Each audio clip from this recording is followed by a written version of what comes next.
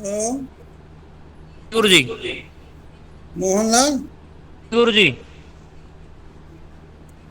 आवाज आ प्रणाम रही गुरु जी। है? हाँ, प्रणाम गुरु आवाज जी। आ रही जी है गुरु गुरु जी। जी। जी गुरु जी प्रणाम।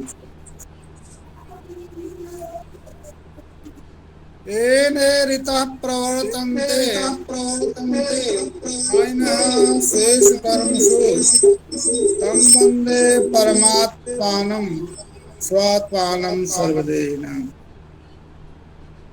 नमो नमो घनश्याम काम कामित देहिने कमला काम सहुदाम कर्ण काम देहिने। इस योग दर्शन शिविर के संयोजक प्रोफेसर मार्कंडेय तिवारी जी, दर्शन विभागाध्यक्ष केदारनाथ परभुआ जी एवं इस कार्यक्रम से जुड़े अन्य अध्येतागण,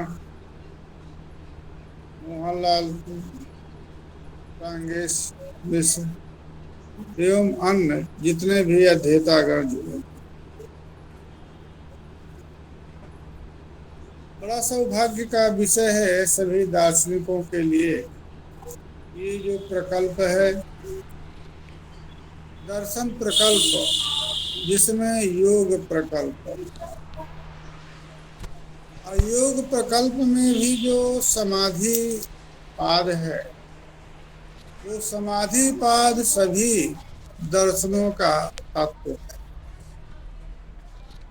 क्यों? जो समाधि है उस समाधि का किसी न किसी स्वरूप रूप में ग्रहण सभी दर्शनकारों ने, इसलिए कि बिना समाधान के मोक्ष की कैवल्य की प्राप्ति नहीं होती। वेदांत दर्शन में भी समदम उपरति प्रतीक्षा समाधान, समाधान को उन्होंने भी वेदांत दर्शन में भी समाधान को साधन के रूप में माना है। और वो जो अहम ब्रह्मास्मि इति ब्रह्माकारा का जो वृत्ति है, वो सविकल्पक वृत्ति,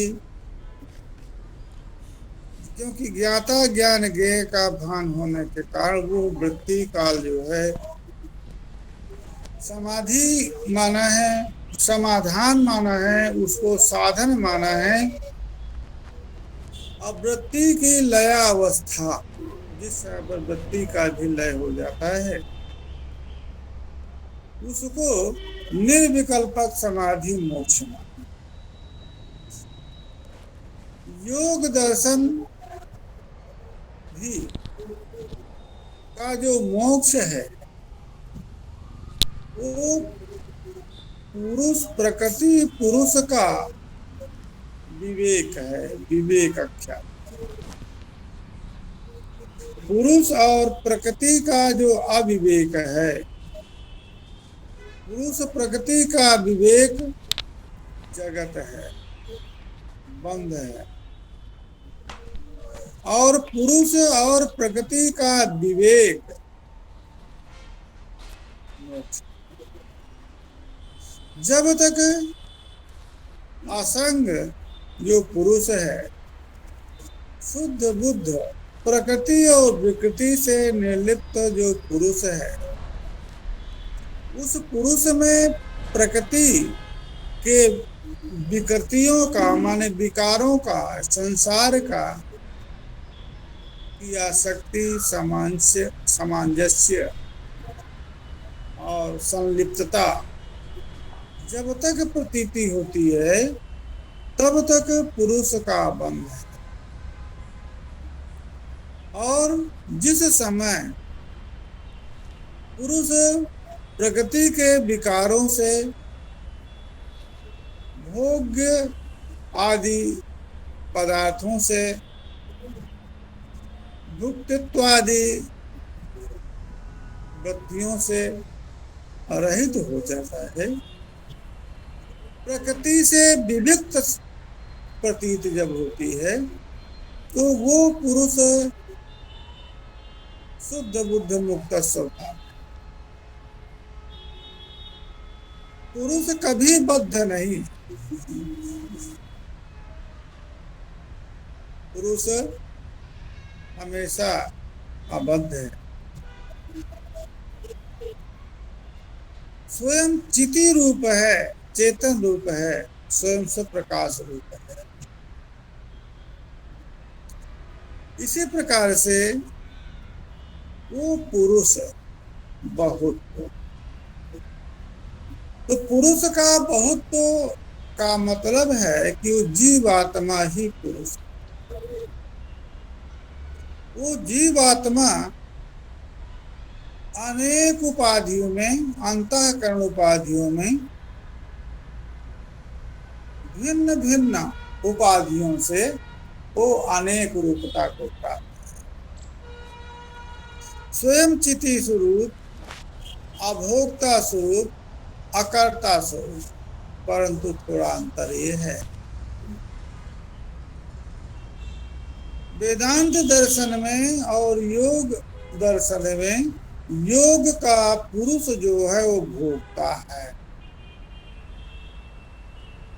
वेदांत का पुरुष न तो करता है और न तो भोगता है।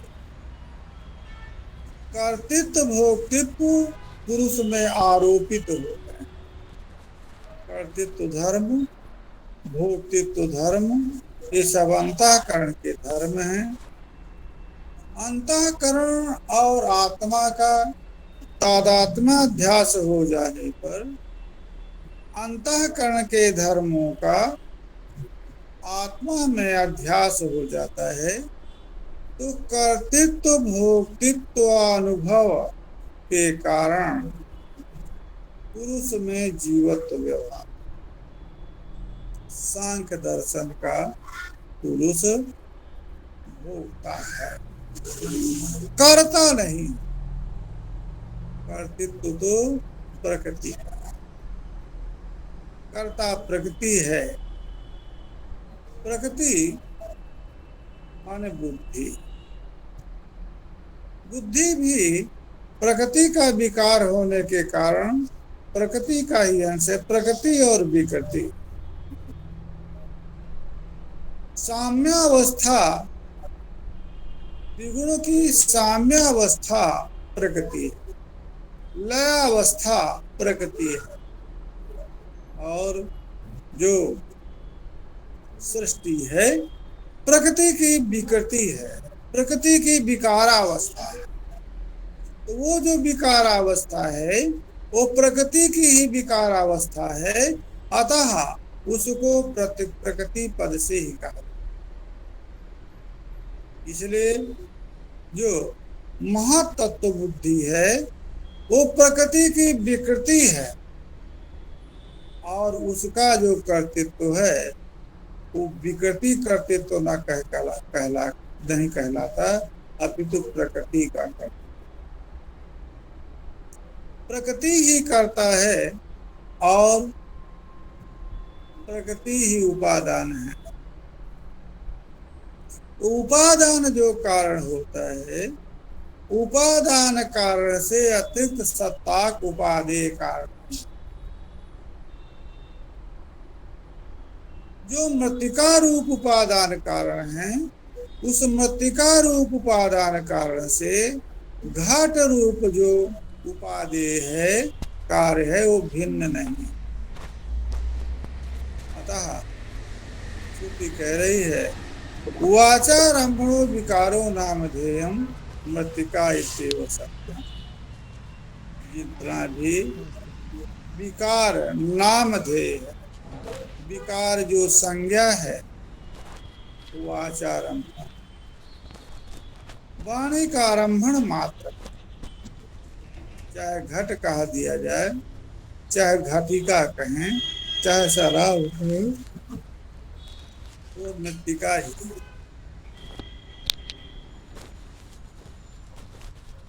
तंतु से भिन्न पट नहीं है, तंतु ही का वाचारंभण पट है।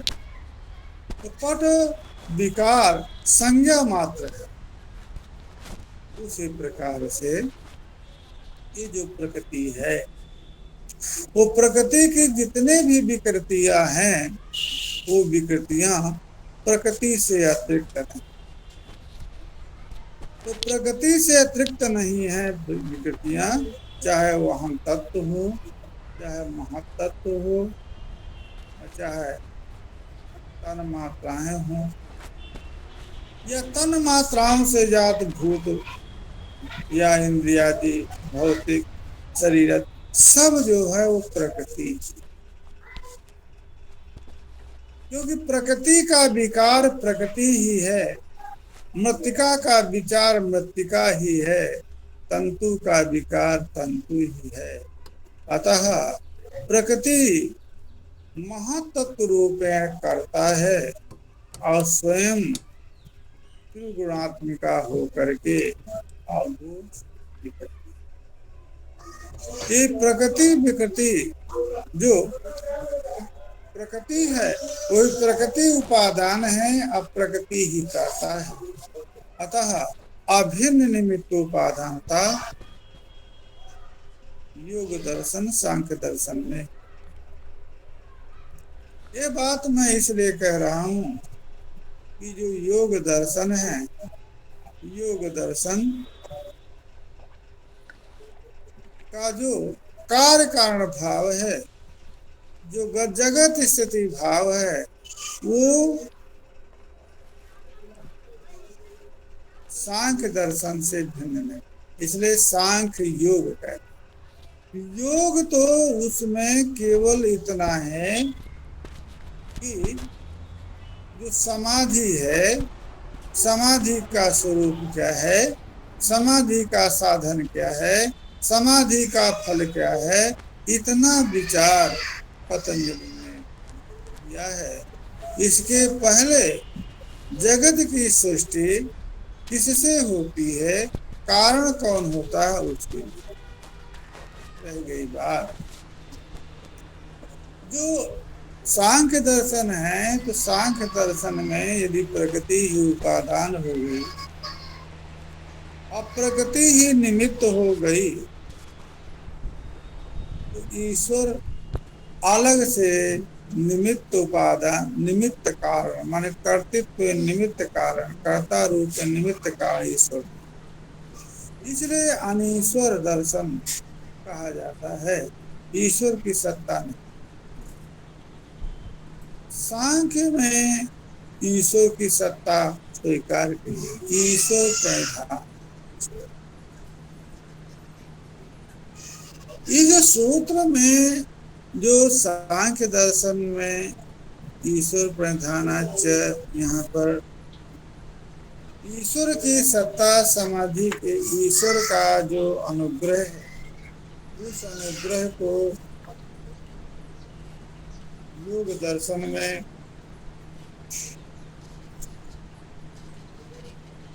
साधन के रूप में स्वीकार किया।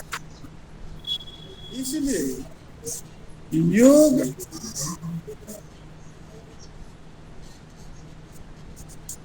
योग दर्शन में ईश्वर की सत्ता स्वीकार की। ईश्वर साधन से निरोध समाधान उपाधिकम थी।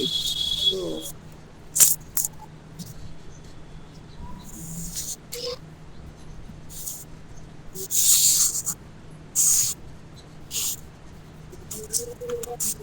परंतु इससे ईश्वर प्रणिधानात् हुआ।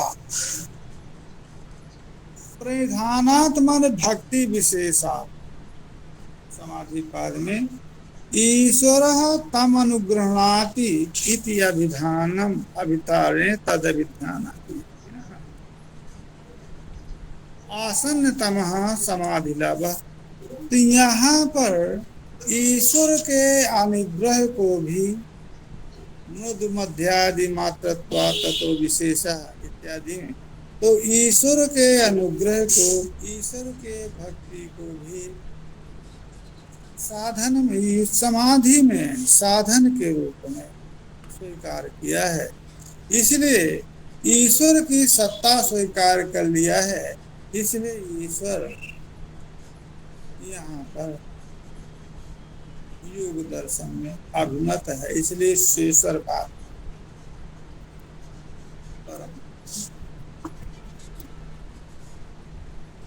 ये समझना होगा आप लोगों को कि योग दर्शन में सृष्टि के क्रम का विचार किया गया है क्या? क्योंकि इसमें विभूतिपाद है, तो विग्रह आदि का विचार है, और यहाँ पर भी विभूतिपाद में भी सृष्टि के क्रम का विचार नहीं किया है ना? क्योंकि जो देश बंध चित्त से धारणा यहाँ से विभूतिपाद के प्रारंभ होता है, तो धारणा के स्वरूप का विवेचन यहाँ पर भी किया गया है। साधन जो है वो समाधि, योग रूप समाधि के साधन का विचार। सृष्टि कैसे हुई जगत की, यह विचार, प्रमाण विचार अलग से योग दर्शन में नहीं। तो जो प्रमाण विचार है, प्रमा विचार है और जगत सृष्टि विचार है, ये जो है पूर्व प्रकृत जो सांख्य दर्शन है, वो सांख्य दर्शन का ही यहाँ पर अभिनय। इसलिए सृष्टि में, जगत सृष्टि में सांख्य दर्शन में ईश्वर अभिमत नहीं।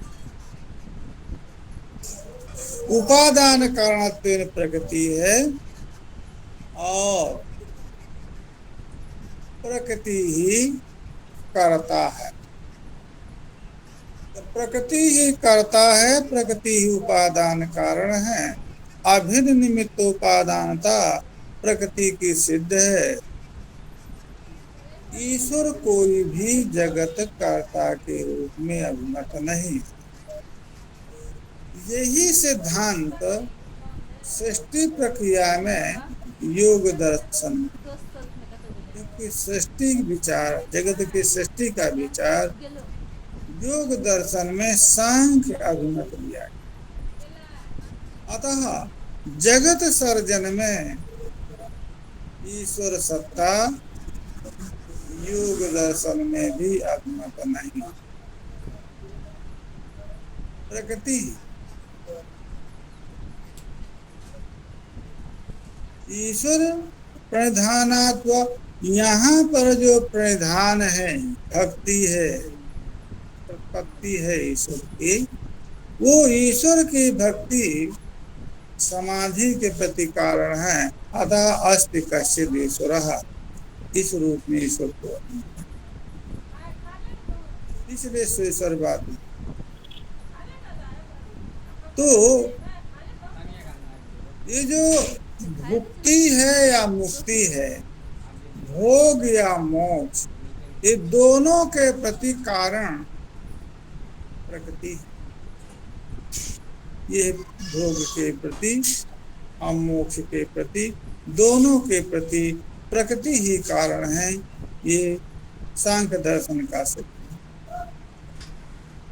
तो प्रकृति अपने स्वरूप को विवृत करती है, विवृणोति, भाव अपने प्रकृति को। ये जो प्रकृति है, ये नर्तकी का रूप दिया इसको। तो नर्तकी जिस प्रकार से अपने अभिनय के द्वारा अपने भाव भंगिमा के द्वारा और जो कल्पित रचना है, नर्तकी जो मंचस्थ अभिनय करने वाला है, अभिनय करती है, वो किसी न किसी घटनाक्रम को आश्रित करके उस घटना को अपने हाव भाव के द्वारा उपस्थापित,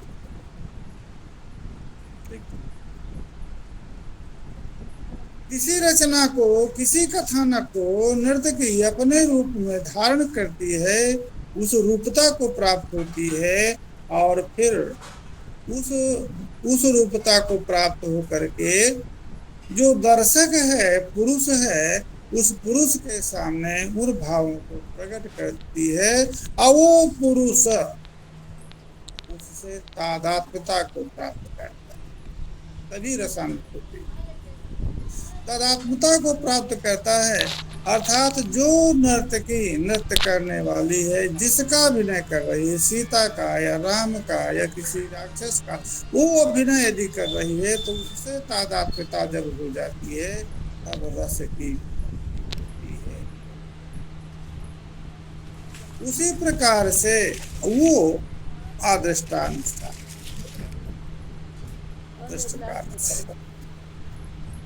यहाँ पर भी पुरुष के अदृष्टानुसार प्रकृति तद भोग के रूप में पुरुष का जो कर्म है, तद कर्म वसात जैसा भोग उसके लिए उपलब्ध है, भोग्य है, तद रूप भोग में प्रकृति उस परिणय के लिए अन्य कोई साधन की अपेक्षा उसको नहीं। प्रकार से मृत्तिका से घट उत्पन्न होता है तो मृत्तिका उसके लिए निर्माता की अपेक्षा होती है, चक्र चीवर कुलाल आदि की अपेक्षा होती है। तो मृत्तिका अकेले स्वतः घट के रूप में परिणित नहीं हो जाती है, वैसा प्रकृति के यहाँ, क्योंकि प्रकृति और पुरुष दो ही पदार्थ है। पुरुष उपभोक्ता है, तो जो स्वयं भोगता है वो स्वयं निर्माता कैसे हो जाए उस भोग्य का। प्रकृति स्वयं उस भोग्य रूप में परिणित होती है, परंतु उसको परिणमन करने वाला कोई अलग नहीं है, अपितु प्रकृति ही जो महातत्व बुद्धि तत्व, वही बुद्धि तत्व रूप में कर्तृत्व है और स्वयं त्रिगुणात्मक रूप में उपादानत्व है, वही प्रकृति के ही दोनों। पुरुष तो केवल भोगता है। तो जब पुरुष करता नहीं है तो कर्तृत्वाभिमान भी तो पुरुष में होता है। अहंकारों में का वो कर्तृत्वाभिमान जो पुरुष में होता है। सृष्टि की जब सृष्टि होती है तो कर्ता हम, माने सर्जन में कर्ता हम, यह प्रतीति पुरुष को होती है। जब पुरुष करता है ही नहीं, प्रकृति ही करता है, बुद्धि तत्व ही करता है, तो उसको प्रतीति कैसे होती है? अहम करता है तब कहा बुद्धि में भी कर्तृत्व कैसे आ गया? क्योंकि बुद्धि जड़ तत्व है, प्रकृति जड़ तत्व है और जड़ में इच्छणता नहीं है, इच्छण आशयता नहीं है। जब अतः जड़ करता नहीं हो सकता, चेतन ही करता। बुद्धि तत्व जड़ तत्व है, कैसे उसमें कर्तृत्व आया? तो कहा पुरुष का प्रतिबिंब बुद्धि तत्व में, प्रकृति तत्व में पड़ा। तो पुरुष प्रतिबिंब चिति से प्रतिबिंबित जो बुद्धि है वो चित्त रूपता मन प्रतिबिंब चित प्रतिबिंबिता हो। तो चित प्रतिबिंबिता हो जाने के कारण वो जो बुद्धि तत्व है वो अचेतन होते हुए भी चेतनवत हो गए, अतः उसमें कर्तृत्व आ गया। बेटियों छे जिस प्रकार से लगा दियो कनी। दर्पण आदि जड़ पदार्थ, दर्पण आदि जड़ पदार्थों में जब प्रकाश तत्व का प्रतिबिंब पड़ता है तो दर्पणादि भी प्रकाशित हो जाते हैं, प्रकाश रूप हो जाते हैं, प्रकाश तुल्य हो जाते हैं। उसी प्रकार से चिति तत्व का, चेतन तत्व का, पुरुष का जब प्रतिबिंबन बुद्धि में हुआ तो बुद्धि तत्व भी चित रूपता को, चेतन रूपता को प्राप्त होकर के करता। और बिंब भूत जो चिति है, बिंब और प्रतिबिंब का तादात्म्य होने के कारण, क्योंकि जो चेतन रूपता है, प्रकाश रूपता है, चित रूपता है, जो प्रकृति में प्रतिबिंबित हो रही है, वो प्रकृति प्रतिबिंबाश्रय है, बिंब भूत पुरुष है। तो जिस प्रकार से पूर्वस्थित जो दर्पण है, उस दर्पण में जो ग्रीवास्थ मुख का प्रतिबिंब है, वो प्रतिबिंब और बिंब में भेद प्रतीत नहीं। दर्पणस्थ प्रतिबिंब को देख करके बिंब भूत हम ग्रीवास्थ बिंब भूत मुख के मालिन्य आदि को या कोई दोष आदि है उसको देखते हैं। गुण आदि का भी दर्शन उसी से होता है। कोई भी नायिका अपने मुख में जब आभूषण लेप करती है तो लेप करने के बाद, पाउडर आदि लेप करने के बाद वो दर्पण में झांक करके ही अपने बिंब भूत मुख को, जो बिंब भूत मुख है, उसका अवलोकन कर। तो वो जो दर्पण में मुख है वो वास्तविक मुख नहीं है, प्रतिबिंब, परंतु वो प्रतिबिंब बिंब से भिन्न नहीं है, क्योंकि उसमें क्या जो दोष है या गुण है वो इसमें उससे ही हम जानते हैं। हमारा मुखड़ा गोरा है, काला है, या कोई हमारे मुखड़े में कोई विकृति है तो हम दर्पणादि के माध्यम से देख सकते हैं।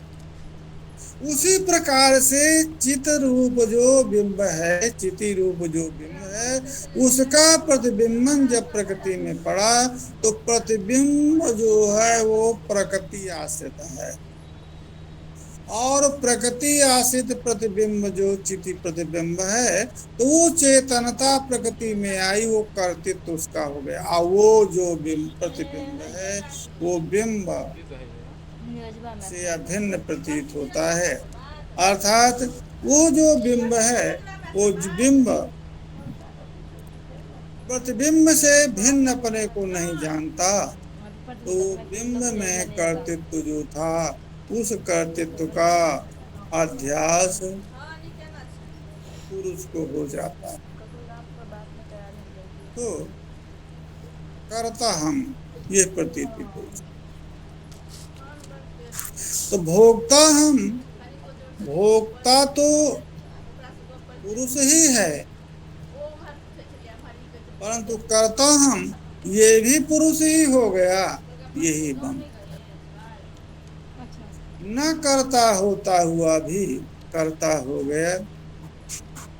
असंग है तो असंगता के कारण कदाचित भी भोगता है, परंतु प्रकृति सन्निधानात् वो भोक्ता हो गया। तो भोक्ता सन भोक्ता, न भोक्ता होता हुआ भी भोक्ता हो गया, इसलिए वो देखियो लिखल कि नहीं अपने लिखने चाहिए पुरुष बद्ध है। सही 23 ऊपर सृष्टि के प्रति बुझल नहीं छै ना पे भोग के प्रति प्रकृति ही कारण है, स्पेलिंग छै सही छै स्पेलिंग और जन्नुपुर लिखल जाय छै भोग निवृत्ति के प्रति भी प्रकृति ही कारण। भोग और मोक्ष के प्रति दोनों के भी प्रकृति कारण हैं, क्योंकि पुरुष का न तो कोई कर्तृत्व है, जब कर्तृत्व नहीं है, केवल सन्निधान मात्र से भोक्तित्व मात्र है, तो पुरुष तो स्वतः मुक्त है। रंगमंच तक जब तक चलता रह गया तब तक उसका आनंद की अनुभूति हो गई। न रंगमंच वास्तविक था, न उसकी नर्तकी वास्तविक थी। अतः इस प्रकार से पुरुष का जो भोक्तित्व आया, वो भोक्तित्व भी प्रकृति के द्वारा आया, और जो पुरुष का मोक्ष है वो मोक्ष के भी प्रति प्रकृति। तो मोक्ष के प्रति प्रकृति कारण है, तो कैसे मोक्ष होगा? प्रकृति के विद्यमान दशा में भी यदि मोक्ष कोई चाहता है तो लयावस्था में तो मुक्त हो ही सकता है कोई भी व्यक्ति। जब प्रकृति का विकार समाप्त हो गया तो पुरुष मुक्त हो गया। हम तो ये चाहते हैं कि प्रकृति रहे और पुरुष मुक्त हो। उसके लिए क्या होता है? माने लय के पूर्व जो मोक्षावस्था, लय हो जाने के बाद जो सिद्धांत है उसका कि पुरुषोपभोग के कारणभूत कर्मोपभोग की परिसमाप्ति के बाद प्रकृति गुण साम्यावस्था में पहुंच जाती है। जब गुण साम्यावस्था में प्रकृति पहुंच गई तो उस समय पर तो मोक्ष हो ही जाए। परंतु उस काल को किसने देखा? जिस काल में संस्कृति है ही नहीं, संसार है ही नहीं, उस समय पर जो त्रिगुणात्मिका प्रकृति है वो साम्य अवस्था में पहुंच गई, तो कोई भोग्य जात है नहीं, तो पुरुष निर्लिप्त हो गया। वो पुरुष निर्लिप्त हो गया, उसको मोक्षावस्था कहें, कैलावस्था कहें, परंतु ये तो मोक्ष की व्यवस्था नहीं है। मोक्ष की व्यवस्था दर्शन शास्त्र तब करता है। उस मोक्ष व्यवस्था दर्शन शास्त्र के द्वारा प्रतिपादित जो मोक्ष व्यवस्था है, इस संसार के रहने के बाद भी उस परमानंद को, उस ज्ञान रूप को, उस ज्ञान को, आनंद को, परम पुरुषार्थ को प्राप्त हो जिस साधन के, वो मोक्ष का साधन। तो इस दर्शन से क्या है? जब प्रकृति का लय हो गया तो मोक्ष हो गया, क्या मतलब? ये कोई दर्शन है? अरे प्रकृति के लय के बाद मुक्त हुआ कि अमुक्त हुआ उसको कोई क्या जानता है? कोई अन्य साधन बताइए।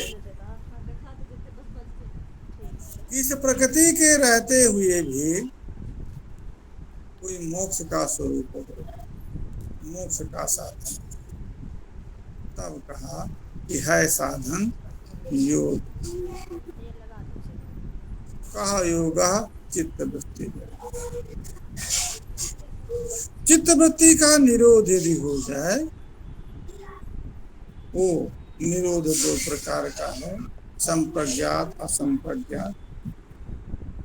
तो संप्रज्ञात निरोध जो है वो असंप्रज्ञात का साधन है। असंप्रज्ञात निरोध जो है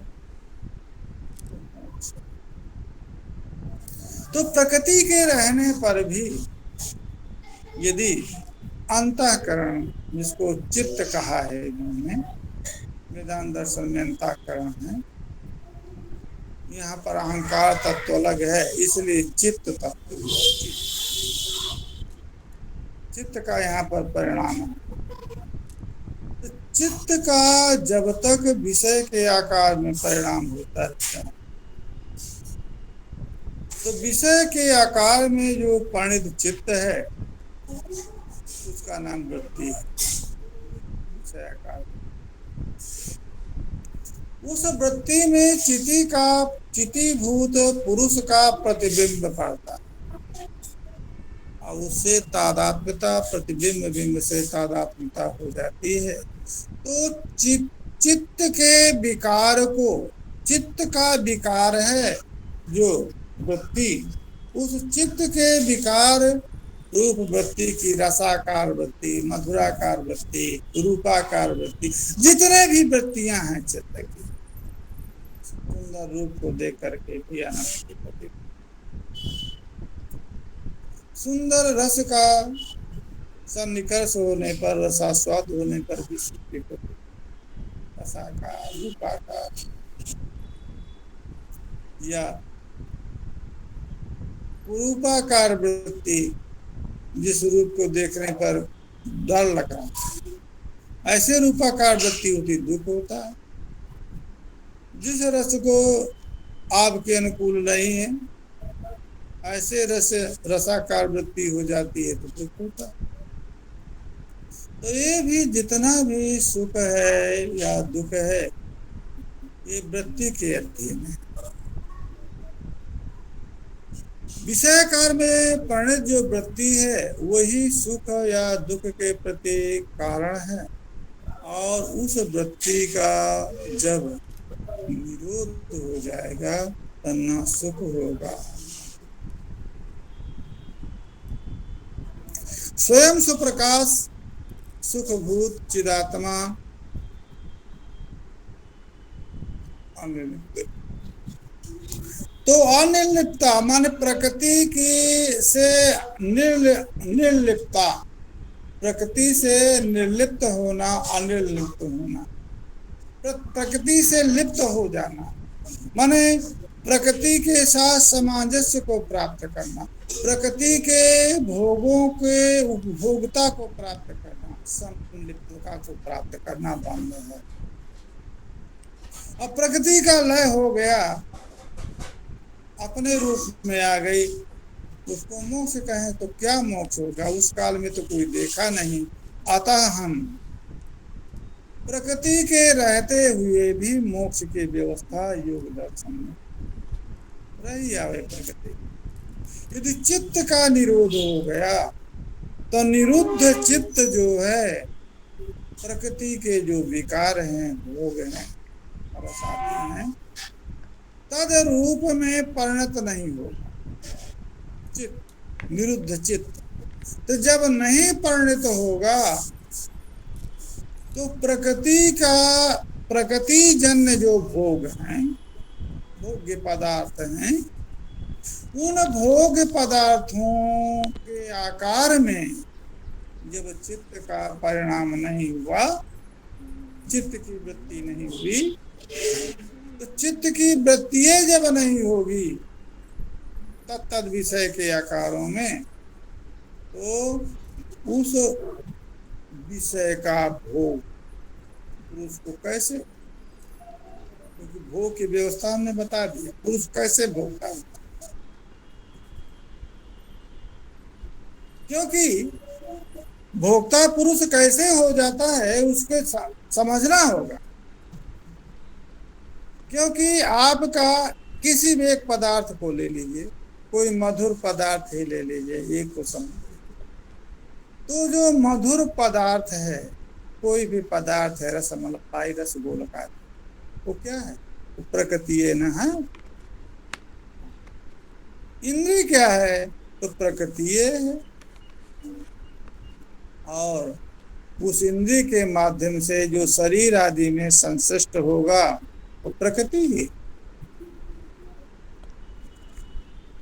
तो वो जो पदार्थ है, जो मधुर पदार्थ है, जिसके भोक्तित्व से भोक्ता पुरुष को मान लिया जाता है, वो पुरुष भोक्ता हो कैसे गया? क्योंकि पुरुष ना तो इंद्रिय है, रसनेन्द्रिय भी पुरुष नहीं है, और रस भी पुरुष नहीं है, और या जो शरीर आदि के अंतः प्रविष्ट हुआ वो भी पुरुष नहीं है। तो भोक्ता कैसे हो गया? कहा हुआ भोक्ता कैसे हुआ? कहा जब वो इंद्रिय से सन्निकष्ट हुआ पदार्थ, तब तदाकार मन उस रस के आकार में परिणाम चित्त का हुआ, विषय के आकार। विषय इंद्रिय से सन्निकष्ट हुआ, विषय के आकार में चित्त का परिणाम हुआ। वो चित्त का परिणाम जो वृत्ति है, उसमें चिति रूप जो पुरुष है, भोक्ता है, उसका प्रतिबिंब पड़ा।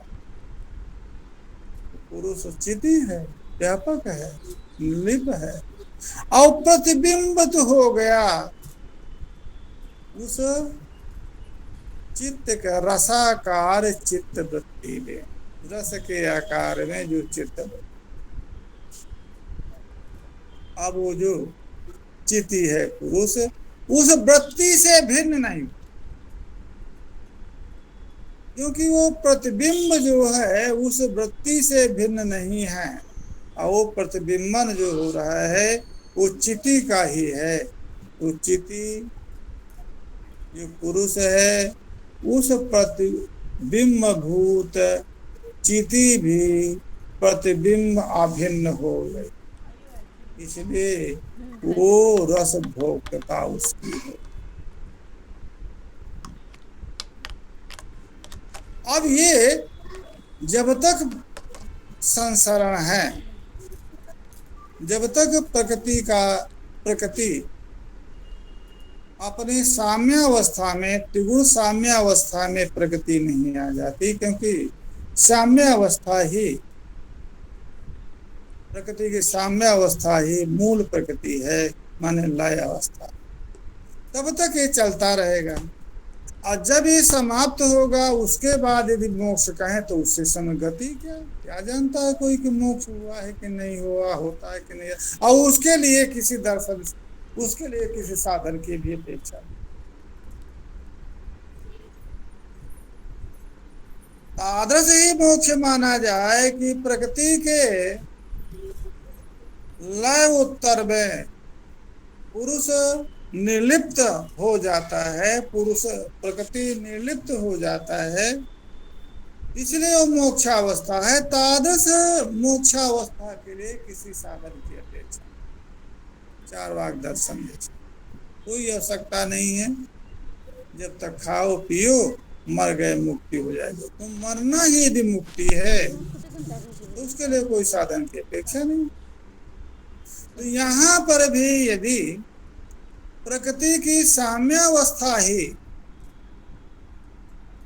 मूल प्रकृति की जो साम्यावस्था है वही यदि मोक्ष है तो उसके लिए कोई साधन की अपेक्षा है। साम्यावस्था प्रकृति का किसी न किसी परिणाम मिलित होगा, साम्यावस्था होगी। अतः प्रकृति के रहते हुए मोक्ष की कोई व्यवस्था होनी चाहिए। इसलिए पतंजलि ने सोचा ये दर्शन जो है, इस दर्शन में, सांख्य दर्शन में एक न्यूनता ये रह गई, क्योंकि यदि इसको हम प्रकृति के विद्यमानता अवस्था में ही कोई मोक्ष का साधन नहीं, वहां पर भी अंतिम में सांख्य दर्शन में भी संप्रज्ञात असंप्रज्ञात समाधि की व्यवस्था किया है, वहां पर भी वृत्ति के लय को, कि वृत्ति लीनता जो है वो जब तक वृत्ति विद्यमान है तब तक प्रकृति के अवस्था में, वृत्ति के विद्यमान अवस्था में मोक्ष नहीं हो सकता।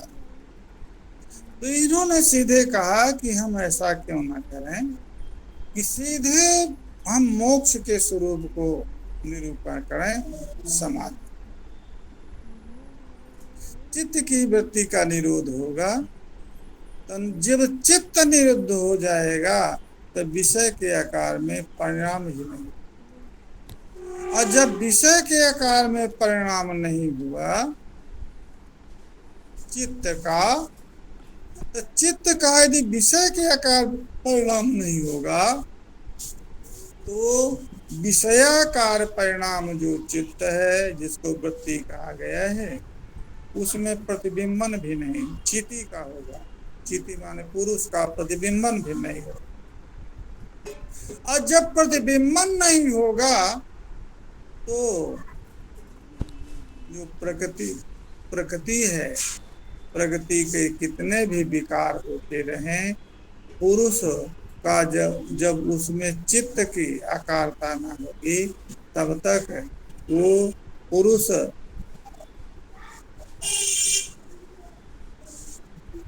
भोगता नहीं है, क्योंकि पुरुष का भोक्तित्व तो विषयाकार में चित्त के परिणाम के कारण, उस परिणाम में चिति पुरुष का प्रतिबिंबन होने के कारण हुआ।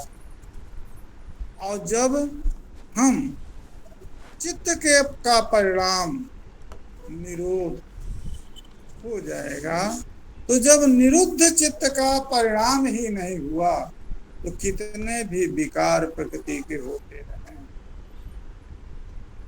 और जिस प्रकार से हम सुषुप्ति में चले जाते हैं या मूर्छावस्था में चले जाते हैं, तो मूर्छावस्था में या सुषुप्ति अवस्था में जब हम रहते हैं, उस काल में कितने भी जागतिक परिणाम होते हैं, कितने परिणाम हो, परिणत होता रहे जगत, कोई भान नहीं होता। सुसुप्ति में पहुंच गए, हमको मच्छर काट रहे हैं, क्योंकि देह, क्योंकि वृत्ति का लय हो चुका, तो देह इंद्रिय का देह जो त्वग इंद्रिय है, त्वग इंद्रिय से उष्णता का या शीत का संसर्ग होने पर भी वृत्ति नहीं होती। जब वृत्ति नहीं होती है तो संसर्ग रहने पर भी, माने प्रकृति के विकार रहने पर भी कोई भान नहीं होता। उसी प्रकार से यदि चित्त का निरोध हो गया तो निरुद्ध चित्त यदि विषय के आकार में परिणत ही, निरुद्ध चित्त यदि विषय के आकार में परिणत ही नहीं होता है, तो चित्त परिणाम भूत प्रकृति जो वृत्ति है उसमें प्रतिबिंबन नहीं होगा। प्रतिबिंबन नहीं होगा तो पुरुष की भोग्यावस्था रहेगी नहीं, माने भोक्तित्व नहीं होगा, पुरुष भोक्ता कहलाएगा ही नहीं। तो कहा पुरुष यदि भोक्ता नहीं कहलाएगा तो पुरुष मुक्ता कैसे कहलाएगा? मुक्ता, अरे पुरुष मुक्त तो है ही, पुरुष का मुक्त स्वरूप है, मुक्त स्वरूप इसलिए है यह संग है, संगता ही बंधन है और असंगता जो है वही मुक्ति है। संसर्ग बंध है पुरुष का, प्रकृति संसर्ग जो है पुरुष का बंध है, बंधन है। स्वतः तो पुरुष निर्लिप्त है, तो संसर्ग पुरुष, प्रकृति संसर्गता जो पुरुष की है वो जिसके माध्यम से हो जाती थी उसी का निरोध करिए। प्रकृति से भिन्न होते हुए, निर्लिप्त होते हुए भी प्रकृति संसर्गता पुरुष की होती है चित्त विकार से। चित्त यदि विषय के कार्य में परिणित होता है उसमें प्रतिबिंबन के कारण वही हो सकता है। चित्त को रोक दीजिए, उस चित्त को रोकने के लिए बहुत कठिन। कैसे चित्त को रोका जाए? तो वो उसी पर पूरा शास्त्र है कि चित्त के उपाय कितने होंगे, चित्त की वृत्तियां कितने के प्रकार में, इसके बाद कसाय क्या चीज है। तो वो चित्त के का निरोध मोक्ष का साधन है। और उस निरोध, चित्त निरोध के स्वरूप का वर्णन करने के लिए चित्त के कितने प्रकार की वृत्तियां हैं, चित्त के निरोध के कौन कौन साधन हैं, ये संपूर्ण शास्त्र और निरोध के उत्तर काल में समाधि का क्या फल होगा इस स्वरूप में निरूपण किया गया है। अतः जो योग शास्त्र है ये सीधे योग चित्तवृत्ति निरोध, चित्तवृत्ति निरोध ही एक तरफ से मोक्ष है। क्योंकि मुक्त अवस्था, मुक्त जो पुरुष है वो चित्त के अनिरोधावस्था के कारण बंधन है। प्रकृति संसर्गता है, भोग संसर्गता है, केवल चित्त के जब तक परिणाम होते रहते हैं चित्त अनिरुद्ध रहता है। और चित्त निरुद्ध हो गया यदि, तो चित्त निरुद्ध हो जाने के बाद पुरुष तो स्वयं मुक्त है ही। इसलिए निरोध को साधन कह सकते हैं, परंतु फिर साध्य जो है मोक्ष को कहना होगा। और वो पुरुष का जो मोक्ष है वो सिद्ध ही है, साध्य नहीं। पुरुष जब स्वतः मुक्त है तो उसका मोक्ष जो है सिद्ध है। इसलिए साध्य क्या होगा? तो साध्य होगा समाधि, चित्त का निरोध। क्योंकि चित्त का निरोध साधनों से प्राप्त है, साधनों से चित्त का निरोध होता है, इसलिए चित्त निरोध साध्य है। और पुरुष का जो मोक्ष है वो सिद्ध है, क्योंकि पुरुष यदि मुक्त है तो उसका मोक्ष भी सिद्ध है। और जो समाधि है वो साध्य है, क्योंकि चित्त के परिणाम का, चित्त की वृत्ति का निरोध है। और निरोध जो है साधनों के द्वारा हो सकता है। इस प्रकार से जो समाधि पाद है योग दर्शन का, वो मुख्य है, मुख्य प्रतिपाद्य है। उस समाधि पाद को लेकर के ये जो व्याख्यान माला कहें या अध्ययन माला कहें भाष्य के साथ, ये आचार्य प्रवर मार्कंडेय तिवारी जी के द्वारा इसका विकल्प लिया गया, चलाया गया। बहुत ही प्रकल्प अच्छा रहा, सभी लोग को ये लाभ हुआ। मैं संयोजक तिवारी जी को साधुवाद देता हूँ। इसी प्रकार के प्रकल्पों के माध्यम से और जहाँ तहाँ बैठे हुए जो श्रोतागण हैं, जो जानना चाहते हैं, योग दर्शन को समझना चाहते हैं, उनको लाभ होता रहे, इतना ही मैं कह करके सभी अध्येता गणों को साधुवाद देते हुए, आचार्यों को प्रणाम करते हुए अपनी वाणी को विराम।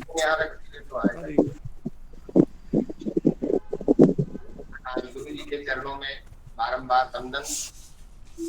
आपने हमें पातंजलि योग दर्शन के समाधिपाद का जो सारगर्भित ज्ञान को प्रदान किया, इसके लिए उस ज्ञान से हम आपके आए हुए हैं। हम अत्यंत जो है आपके आभारी हैं। अब मैं चर्चा सत्र के रूप में अपने प्रतिभागियों से निवेदन करना चाहता हूं कि जिनकी कोई भी जिज्ञासा है आचार्य चरण से के समक्ष आप रखें और अपनी जिज्ञासा के प्रति आप जो है आश्वस्त हो।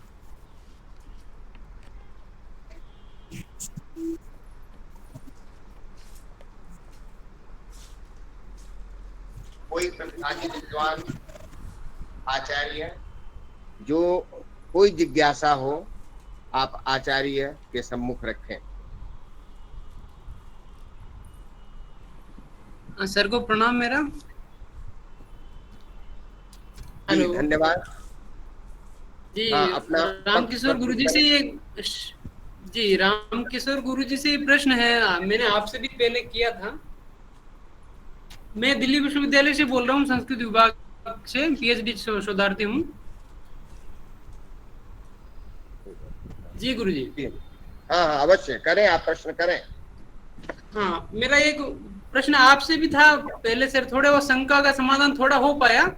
मैं सांख्य तत्व कौमुदी में भी देखा था उसे, बट थोड़ा शंका भी है, तो रामकिशोर गुरुजी से पूछ लेता हूँ कि जो प्रकृति और जो पुरुष है, तो इसका गुरुदेव जो संयोग होता है, वो संयोग में भी क्लियर नहीं हो पाया मुझे कि वो संयोग किस कारण से होता है, या कोई भौतिक तत्व वहां पे नहीं है, तो फिर वो पुरुष और प्रकृति दोनों अनादि तत्व हैं। पुरुष कर्ता रूप में नहीं है, निर्लिप्त है, फिर उनका संयोग कैसे होता है?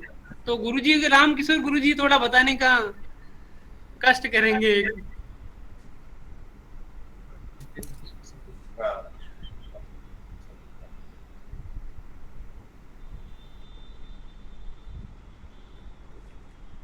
हेलो। हाँ बताइए। जी गुरु जी। हाँ आप पूछना चाहते हैं प्रकृति पुरुष का जो संयोग है वह क्या स्वाभाविक है या इसमें कोई निमित्त है? प्रकृति और पुरुष का संयोग जो है वो संयोग कैसे है उसी को, हाँ सुनिए।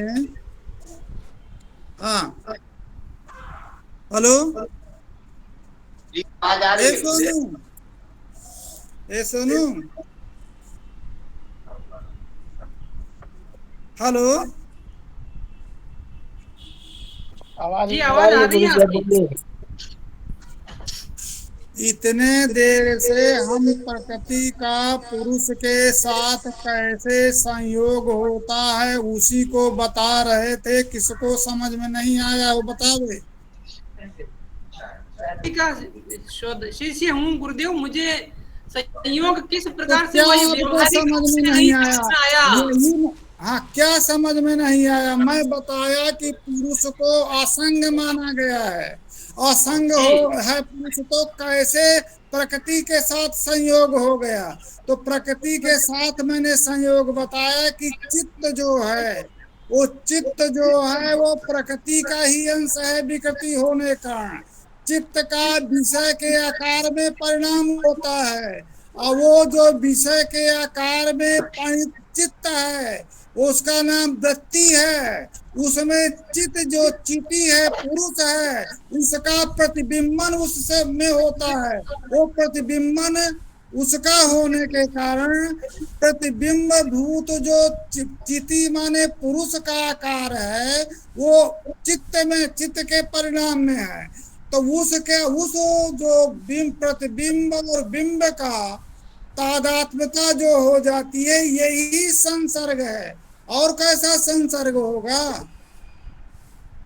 तो उस संसर्ग, जब तक वो संसर्ग है तब तक बंद है। इसलिए हम चित्त के वृत्ति का यदि निरोध कर देंगे तो प्रकृति के रहने पर भी और पुरुष के रहने के पर भी पुरुष और प्रकृति का संसर्ग नहीं होगा, तब वो मोक्ष कहलाएगा। उसी के लिए चित्तवृत्ति निरोध को बताया गया है। हेलो जी गुरुजी, ये थोड़ा शास्त्रीय भाषा में हो गया थोड़ा अगर हमें इसको जीवन के साथ जोड़ करके अगर बताते, क्योंकि मेरे को बहुत सारे विद्यार्थियों ने पूछा है, मैंने कॉलेज में अतिथि प्राध्यापक के रूप में पढ़ाया है दिल्ली विश्वविद्यालय में। क्या जीवन के साथ जोड़ के बताओ, जीवन के साथ क्या जोड़ के जो बताओ? प्रकृति और पुरुष का ये संयोग है, इसे व्यवहारिक रूप से हम कैसे समझाएं, समाज के सामने कैसे बताएं? इसी केमिस्ट्री से साइंस वाले उसको इलेक्ट्रॉन और प्रोटॉन की सुनो, व्यवहार को ना संसार में समझाओगे। व्यवहार किसको कहते हैं? ज्ञात विषय को व्यवहार कहते हैं। पुरुष क्या है और प्रकृति क्या है, पुरुष का संसर्ग क्या है और निर्लिप्तता क्या कहीं व्यवहार में है क्या? बताओ, बोलो। नहीं, व्यवहार में नहीं, मैं समझ में नहीं आया। व्यवहार में नहीं तो कैसे व्यवहार से समझाएंगे उसको?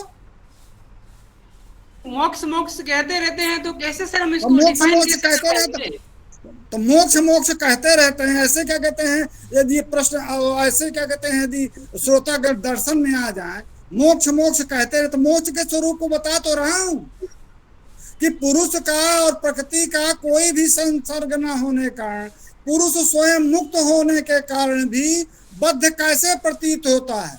तो प्रतीत होता है तो बता दिया कि चित्त जो है वो भी प्रकृति का अंश है, उसका परिणाम जो है विषय के आकार में होता है। रसादि के कारण में इतना धीरे धीरे 1 घंटा तक केवल उतने तत्व को मैंने बताया।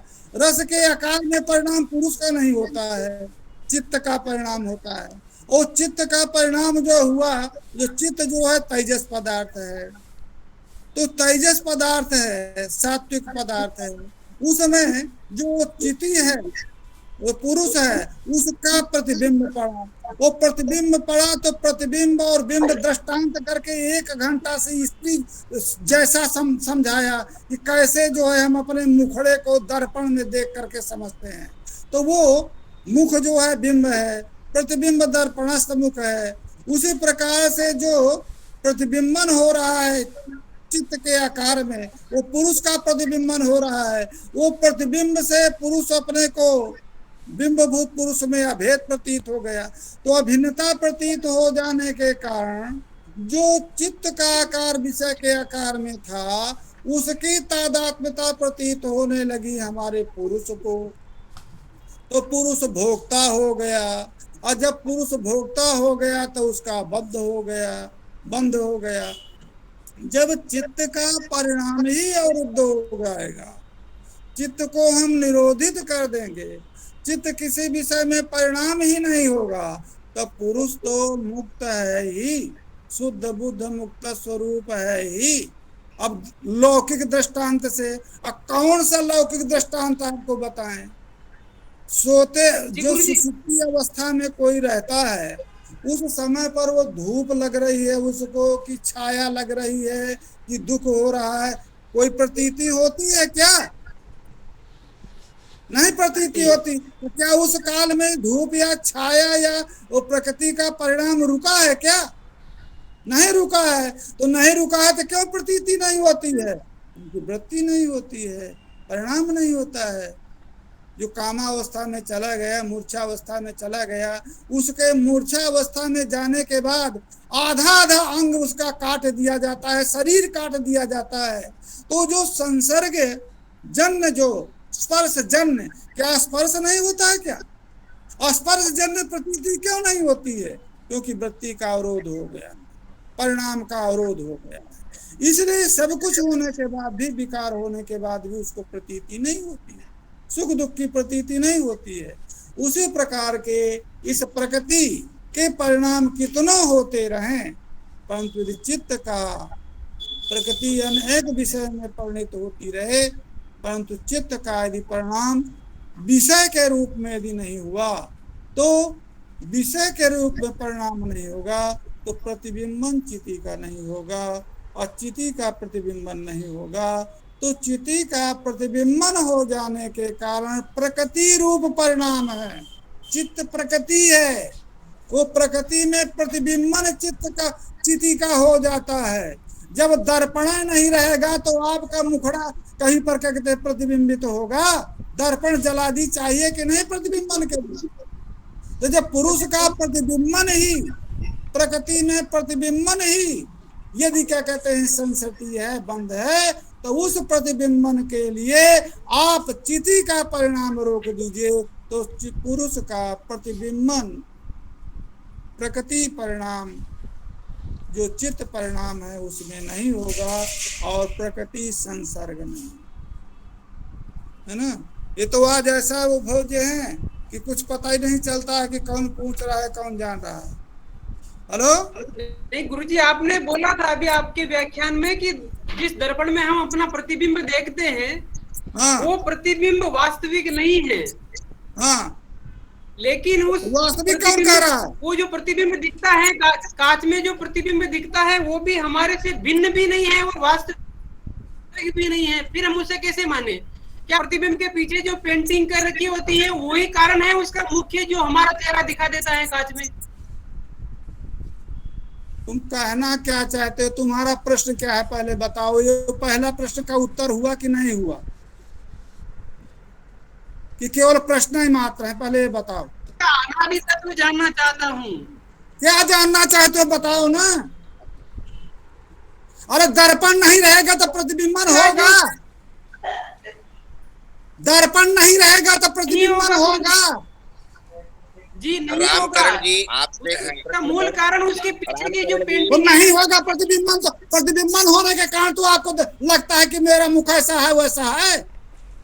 हाँ गुरु क्षमा करेंगे, रामकरण जी से इस प्रश्न पर चर्चा हुई थी हमारी, और मैंने इनको लिख के भी भेजा था। तो मुझे लगता है कि अभी भी इनकी शंका का जो फितूर है अभी जो है वो आप ऐसा है। रामकरण जी, आपका स्वागत। जी गुरुदेव, जी गुरुदेव।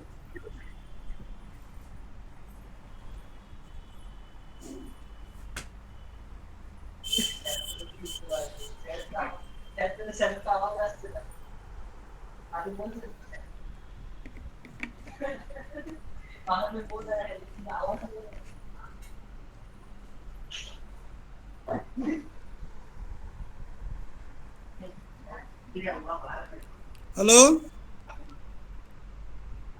त्रिपाठी जी, हेलो हेलो,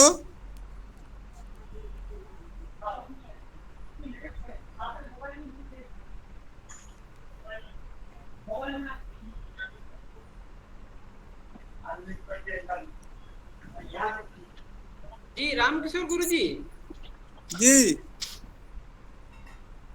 मैं इसीलिए थोड़ा शंका में है गुरुदेव कि ये जो आपने उदाहरण दिया कि जैसे कांच में हमारा मुख हम देखते हैं, वो कांच हमें दिखाता है अपना प्रतिबिंब, वो वास्तविक नहीं है, हम भी मानते हैं नहीं है वास्तविक, लेकिन वो प्रतिबिंब से भिन्न भी नहीं है, ये भी हम मानते हैं यथार्थ है। हाँ, लेकिन यहाँ पे गुरुदेव वो कारण है कि उस कांच के पीछे जो पेंट किया हुआ होता है वो उस कांच में हमारा प्रतिबिंब दिखाने का मूल उपादान कारण है। प्रकृति में ऐसा कहीं हमें दिखाई नहीं देता है। ये क्या हो रहा है, क्या कह रहे हो? जो दर्पण में हमें हमारा प्रतिबिंब दिखता है, हाँ दिखता है, वो प्रतिबिंब गुरुदेव उस दर्पण के पीछे जो पेंट किया हुआ होता है वो मूल कारण है उस प्रतिबिंब को दिखाने के लिए। अरे यार दर्पण के कारण क्या किया हुआ है हम बताए, नहीं समझ में आता है तुमको, क्या कहना चाहते हो? गुरुजी आप जो प्रकृति से सृष्टि का सृजन बता रहे हैं गुरुदेव, तो ये जो दर्पण का उदाहरण आपने दिया है वो वहां पे हमें स्पष्ट नहीं हो पाया है। कहाँ नहीं स्पष्ट हो पाया है बताओ ना। तुम्हारे जैसे विद्यार्थियों को तो हम क्या कहते हैं, कहाँ नहीं हो पाया, तुम कहाँ नहीं समझ पा रहे हो? तुम ही बता रहे हो कि जो दर्पण में प्रतिबिंब होता है, प्रतिबिंबित होता है दर्पण में जो मुख, वो भिन्न होते हुए भी अभिन्न प्रतीत होता है, दर्पण के न रहने पर प्रतिबिंब नहीं होता है। और तुमको आशंका क्या है? तुम ही तो प्रश्न का उत्तर बता रहे हो। रामकरण जी, गुरुजी प्रणाम। क्या गुरुजी विराम दें। अरे वेदांत नहीं, हम दर्शन की चर्चा कर रहे होगा कि यही स्वयं उत्तर दे रहा है, इसके बाद प्रश्न इसका क्या है बताओ ना। नहीं, ये असल बात अपने प्रश्नों में ही उलझे हुए हैं रामकरण जी। रामकरण जी, आपका स्वागत है, आप कभी आइए। मैंने आपने जो ये प्रश्न किया था, संभवतः मैंने लिख करके इसका उत्तर आपको भेजा था, परंतु आप इससे संतुष्ट नहीं जी, हुए। मैंने दो कारिकाएं हैं हाँ। जो कि समस्त जो है आपके प्रश्नों का निराकरण करती हैं, जो मैंने आपको पूर्व में उल्लेख किया था, पंग बंधवत और वत्स विवृद्ध निमित्तम, इसी में सारा आपका उत्तर छिपा हुआ है। उसको जो है देखिए क्या है, प्रकृति जो है, अब पुराणों में क्या है, हमारे यहाँ तो प्रकृति महान ततो अहंकार तस्मात् गणस्य षोडश का चलता है, परंतु यहाँ जो है जब पुराणों में जाइए तो वो प्रकृति कहेंगे कि भाई वो किसकी प्रेरणा से कार्य करती है, तो वहां जो है अव्याकृत शोभा महतः त्रिवृतो हमः, पुराणों में जब लक्षण आता है तो वहां कहते हैं कि ईश्वर की प्रेरणा से जो है प्रकृति में जो है वह क्षोभ होता है और तब जाकर के महत्त्व की उत्पत्ति होती है। तो यहाँ जो हमारा जो सांख्य है वो मानता है कि स्वाभाविक है, वह जो पंग और अनुभव न्याय की तरह वो जो है दोनों मिलते हैं और उसी से सर्ग की उत्पत्ति होती है। ये स्वाभाविक क्रम हमारा सिद्धांत, मैं जहां तक समझता हूँ गुरु जी, यदि आप हमारा अनुमोदन करते हैं तो मैं ये समझता हूँ कि ये स्वाभाविक सिद्धांत हम ये मानते हैं कि प्रकृति का और पुरुष का जो सम्मिलन है स्वाभाविक है। ये बस प्रश्न आपका यही है ना रामकरण जी? जी प्रश्न यही है, वेदांत में जैसे उन्होंने ब्रह्म को मान लिया मूल कारण। हाँ, तो उसमें मूल कारण क्या है, तो यही आप जानना चाहते हैं। तो देखिए इसके लिए सिद्धांत भिन्न भिन्न है। हमारा जो सांख्य सिद्धांत है स्वाभाविक प्रेरणा मानता है, और जो है जब वही जो है आप पुराण में चले जाइए तो वहां भी सृष्टि का क्रम बताया गया, स्वर्ग की उत्पत्ति बताई गई, परंतु वहां जो ईश्वर की प्रेरणा से जो है वो प्रकृति जो है प्रवृत्त होती है। मुझे तो यहाँ यही समझ में आया आपके प्रश्न का उत्तर, और हमारे गुरुजन वृंद और भी आप विस्तृत रूप से यदि जो है हम आपके प्रश्नों का समाधान नहीं कर पा रहे हैं तो आप किसी दिन आइए, वैसे मैंने आपका आह्वान भी किया है। जी गुरु जी, आइए, बहुत स्वागत होगा। ठीक है, अब अन्य प्रतिभागी को हम जो है अवसर देते हैं, और भी कोई हमारे जो अन्य प्रतिभागी है, कोई गुरु जी से जिज्ञासा है, आप अपना प्रश्न उपस्थापित करें।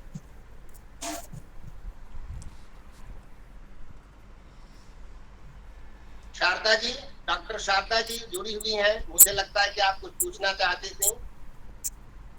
डॉक्टर शारदा गौतम जी गुरु जी प्रणाम। हाँ, जैसे आप गुरु जी से कोई जिज्ञासा हो तो प्रश्न उपस्थापित करें। जी नहीं गुरु जी। अच्छा, धन्यवाद धन्यवाद। और किसी अपने आचार्य, गवेशक, प्रतिभागी, सहभागी गण से मेरी प्रार्थना है कि आप कुछ कहें। ठीक है, गुरु जी के चरणों में बहुत बहुत प्रणाम करते हुए हम लोग अपनी कृतज्ञता ज्ञापित करते हैं अपने प्रतिभागियों की तरफ से, सहभागियों की तरफ से, अपने अध्यापकों की तरफ से, गुरु जी के मुखारविंद से। गुरु हेलो, वेदांत दर्शन जी, आप सादर प्रणाम गुरुदेव। हाँ हाँ, अनूप त्रिपाठी जी गुरुदेव, एक शंका है, थोड़ा सा विषय पर सांख्य दर्शन में थोड़ा सा अध्ययन कर रहा था, तो थोड़ा सा हमको सही करेंगे, मार्गदर्शन करिए। सांख्य दर्शन में जहां इंद्रियों की बात आई है तो सांख्य दर्शन कहता है, थोड़ा सा विषय विस्मरण हो रहा है क्योंकि बहुत अच्छा भी विषय हमारे ध्यान में आया था। वो केवल कहता है कि जब तक वह इंद्रियों को जो है वह प्रमाण पूर्ण रूप से न मान करके कहता है कि जब बुद्धि विषयाकारित होती है तो वह बुद्धिगत विषय को इंद्रिय रूप में विशेष रूप से मानती है, इंद्रियों को साक्षात विषय को प्रमाण के अर्थ में नहीं मानती है। तो थोड़ा सा इसको स्पष्ट करें गुरुदेव। नहीं, वो सांख्य दर्शन का जो सिद्धांत प्रमाण की चर्चा की तो यहाँ पर कोई बात नहीं आई है। हम तो प्रकृति और, सुन लो पहले, प्रकृति और पुरुष की संलिप्तता हुई कैसे असंग पुरुष की, तो उसी को हम बता रहे थे, उसका मोक्ष बताऊँ, आप अभी बताएंगे आपका, तो वो तो कोई चर्चा आई नहीं। जो ये चर्चा आप कह रहे हैं कि प्रकृति जो इंद्रियां हैं, इंद्रियां प्रमाण नहीं है, अभी तो वृत्ति को प्रमाण माना है, वृत्ति को। जी जी, इंद्रियों के द्वारा विषय का जो सन्निकर्ष होता है, वो सन्निकर्ष होने के बाद विषयाकार जो परिणाम होता है उसको वृत्ति कहा गया है। और वृत्ति के उत्तर वृत्ति में प्रतिबिंबित होता है विषय और विषयाकार चित्त होता है, और वो विषयाकार जो चित्त हुआ है वो चित्ती के द्वारा प्रकाशित हो जाता है, उसको ज्ञान कहते हैं। अतः जो करण कहते हैं, जो प्रमाण होता है, प्रमा के करण को प्रमाण कहते हैं। तो इंद्रियां तो करण इसलिए नहीं हो पा रही हैं क्योंकि इंद्रियां तो केवल चित्त और विषय के सन्निकर्ष मात्र के प्रति कारण हैं। सन्निकर्ष के उत्तर काल में वृत्ति होती है, और वृत्ति में प्रतिबिंबित चैतन्य होने के बाद प्रकाश होता है। अतः जिस व्यापार के अव्यवहित काल में कार्य की उत्पत्ति होती है, उसी को कारण कहा गया है, प्रमाण कहा गया है। अतः चित्त का विषयाकार में जो परिणति है, वृत्ति है, उस वृत्ति के उत्तर काल में आपका ज्ञान होता है, प्रकाश होता है विषय का, इसलिए वृत्ति को ही प्रमाण माना है, और करण को प्रमाण नहीं माना है। वो यहाँ पर भी है, यहाँ पर भी है। गुरुदेव कोई भी वृत्ति तभी बनेगी, कोई भी विषय का आकार तभी ग्रहण करेगी जब तक कि इंद्रिय का उस विषय से साक्षात्कार न हो। इंद्रिय जब उस विषय को ग्रहण करेगी तभी तो वह उस विषय का आकार आकारित होगी। जब तक इंद्रियां साक्षात स्वयं विषय को ग्रहण नहीं करेंगी। प्रमाण किसको कहते हैं? प्रमाण की व्याख्या बताइए पहले। प्रमायाः करणं प्रमाणम। गुरुदेव बोलिए ना। जी जी। प्रमायाः करणं प्रमाणम। हाँ, प्रमाकरणम प्रमाणम, प्रमायाः करणं प्रमाणम। करण किसको कहते हैं? साधक तमम करणम। अरे जिसके व्यापार के अव्यवहित काल में फल की उत्पत्ति होते है उसको करण कहते हैं। जी जी जी गुरुदेव। तो व्यापार किसका? इंद्रिय के व्यापार के बाद यहाँ पर वो नहीं है। तो ये दर्शन न्याय दर्शन नहीं है। इंद्रिय के व्यापार के उत्तर काल में अंतःकरण चित्त का व्यापार माना गया है ना यहाँ पर। जी जी जी। तो चित्त के व्यापार के उत्तर काल में न ज्ञान होता है। जी जी। तो चित्त के व्यापार के उत्तर काल में भी ज्ञान होता है। तो वृत्ति प्रमाण होगी कि इंद्रिय प्रमाण होगी? वृत्ति प्रमाण होगी गुरुदेव, यही शंका थी। इसीलिए कह रहा हूँ, इसीलिए हमने बताया कि जिस व्यापार के उत्तर काल में फल की निष्पत्ति होती है उसकी कर्ता मानी गई है। इसलिए धनुषा बाणेन विद्यति, धनुष में भी व्यापार होता है, बाण में भी व्यापार होता है, परंतु कर्ता बाण की मानी जाती है कि बाण के व्यापार के उत्तर काल में जो हननक क्रिया होती है। उसी प्रकार से यहाँ पर इंद्रिय में भी व्यापार है। इंद्रिय का व्यापार केवल चित्त के सन्निकर्ष मात्र के प्रति कारण हुआ, और चित्त का परिणाम जब हुआ तो उस परिणाम के उत्तर काल में ज्ञान की निष्पत्ति हुई। इसलिए चित्त का परिणाम जो वृत्ति है वो प्रमाण होगा। न्याय दर्शन दोनों सबको लपेट करके आप लोग यदि पढ़ेंगे तो कभी जीवन भर नहीं कुछ समझ पाएंगे। न्याय दर्शन में केवल इंद्रिय में जो है, इंद्रिय में केवल व्यापार है। इंद्रिय का व्यापार क्या हुआ? संयोग आदि, सन्निकर्ष, संयोग, संयुक्त समूह है जो सन्निकर्ष है वो इंद्रिय का व्यापार है। उसके उत्तर काल में ज्ञान हो जाता है। तो जिस व्यापार के उत्तर में माने इंद्रिय व्यापार के उत्तर व्यापार जो संयोग आदि व्यापार, उसके उत्तर काल में ज्ञान रूप फल की निष्पत्ति होती है। इसलिए इंद्रियों की कर्ता है, इंद्र प्रमाण है। तो सभी में झसरा मसरा यदि आप समझेंगे तो जीवन भर कुछ नहीं समझ पाएंगे। वहां पर जिस उसी तत्व को समझिए कि जिसके व्यापार के उत्तर काल में फल की निष्पत्ति होगी उसी का प्रमाण माना जाएगा। यहाँ पर जो इंद्रिय का व्यापार है वो विषय का सन्निकर्ष मात्र है। विषय के सन्निकर्ष मात्र से सांख्य दर्शन में, योग दर्शन में ज्ञान नहीं हो रहा है, अपितु चित्त के व्यापार के उत्तर काल में ज्ञान होता है। तो चित्त का व्यापार जो होगा उस व्यापार के उत्तर काल में यदि ज्ञान होता है तो चित्त व्यापार को ही, चित्त को ही, वृत्ति को ही प्रमाण माना जाएगा। जी गुरुदेव, स्पष्ट हुआ। हार्दिक आभार गुरुदेव। बहुत बहुत चीजें हैं। अब आपको जो है हर दर्शनों का एक उद्देश्य अलग है। उस दृष्टि से विचार करते हैं तो हमारे सांख्य का एक वैशिष्ट्य है तो इसीलिए वहां उन्होंने इंद्रिय प्रणाली कया बाह्य वस्तु पर आघात। ये सारी चीजें हैं, कहीं न कहीं कुछ वैशिष्ट्य है, तो उसको हमें समझना होगा। और ये सब गुरु चरणारविंद की कृपा से ही जी गुरुदेव। है। तो बड़ा अच्छा प्रश्न था, बहुत बहुत साधुवाद आपको। और किसी हमारे आचार्य का कोई प्रश्न है? अच्छा, अब लगता है कोई नहीं। तो बहुत बहुत हम गुरु जी के चरणों में प्रणाम करते हुए आप हमारी कार्यशाला में हमेशा आपका आशीर्वाद मिलता रहता है, आपके ज्ञान से आप प्यारित होते रहते हैं। और यह बड़ा ही, ये जो कार्यशाला हुई कुछ ऐसी मैंने अल्प समय में इस कार्यशाला की व्यवस्था हुई। आज तो गुरु जी को यहाँ दिल्ली में आना था, संयोग ऐसा बना कि आरक्षण सुनिश्चित न होने के कारण गुरु जी को आज हम लोग अपने, नहीं तो आज इस आभासीय पटल पर नहीं बल्कि भौतिकीय पटल पर आज विराजमान होते। और फिर भी गुरु जी का जो स्नेहातिशय है वो हम लोगों के लिए अत्यंत उपादेय है, श्रेयस्कर है।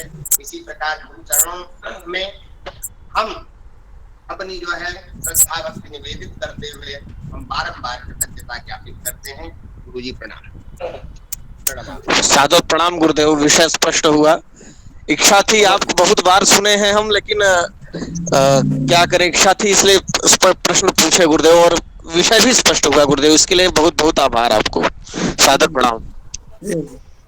ठीक है, गुरु जी हमेशा मिलते रहेंगे। और आपको ऐसा कुछ नहीं कि ये कार्यशाला है, कार्यशाला बीत जाएगी तो हम हमारे गुरु उपस्थित नहीं है। हर जगह, हर अवस्था में, हर समय आप प्राप्त कर सकते हैं, अपनी जिज्ञासाओं का समाधान कर सकते हैं, क्योंकि ज्ञान की श्रृंखला तो कभी टूटती नहीं है। ये हमेशा जो है जथा जथा ही पुरुषम शास्त्रम समधिगच्छति तथा तथा ही विजानाति विज्ञानम चास्य रोचते। तो इसका तो विज्ञान है, विशिष्ट ज्ञान है, और ये कभी पूर्ण नहीं होता है, ये गुरु की कृपा से ही पूर्ण होता है। तो गुरु चरणों में बार बार प्रणाम है। अब गुरु जी को प्रणाम करते हुए आपके प्रति आभार प्रदर्शित करते हुए अब इस कार्यशाला को हम समापन की ओर ले चल रहे हैं। आज के सत्र को, कल के सत्र में प्रोफेसर कृष्णकांत शर्मा जी का व्याख्यान होगा। आप 2:30 बजे से उसमें जुड़ेंगे। आप लोग समय से जुड़ते हैं, बड़ा अच्छा लगता है। हमारे काफी इसमें गवेषक हैं, अध्यापक हैं, जो भिन्न भिन्न विश्वविद्यालयों में भिन्न भिन्न प्रांतों से जुड़े हुए हैं। हम उनका सबका जो है आभार प्रदर्शन करते हैं। और परसों इसका समापन है। समापन में आप लोग जरूर जुड़े, परंतु समापन का आज जो समय सुनिश्चित किया गया है 1 बजे से 2 बजे तक। तो आप जो है 1 बजे जुड़ेंगे उस दिन। कल कार्यशाला 2:30 बजे से 5:30 बजे तक पूर्ववत चलती रहेगी। आप सभी के लिए बहुत बहुत मंगलमय शुभकामना। शांति पाठ के साथ अब इस कार्यशाला का हमारे गुरु जी जुड़े हुए हैं, प्रोफेसर के अनंता जी, मैं बहुत बहुत प्रणाम करता हूँ।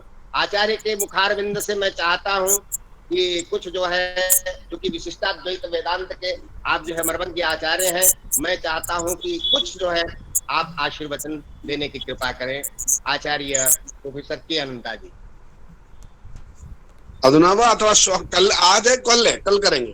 अच्छा, कल करें, कल करें। बड़ी अच्छी बात है, बड़ी अच्छी बात है। ठीक है, ठीक है। मैं शुरू से सुनते रहूं। जी जी जी। रामकिशोर जी को प्रणाम करता हूँ। आचार्य प्रणमामि। प्रणाम। शरणानंद प्रणाम। ठीक है। क्योंकि जैसे वाक्य है मधुरेण समाप्येत, जैसे विशिष्टाद्वैत वेदांत है उसका अद्वितीय स्थान है।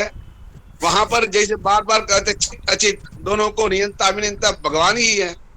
इसलिए कल विशिष्ट रूप से थोड़ा बहुत जहां तक हो सकता है मैं कुछ व्यापार करूंगा, जरूर करूंगा, जैसे आदेशों की।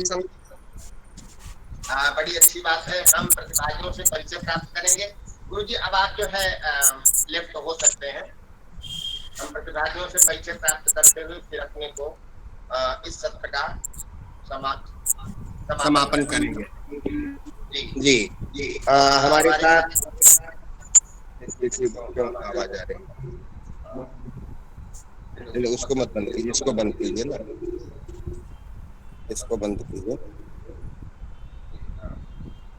हमारे साथ जो है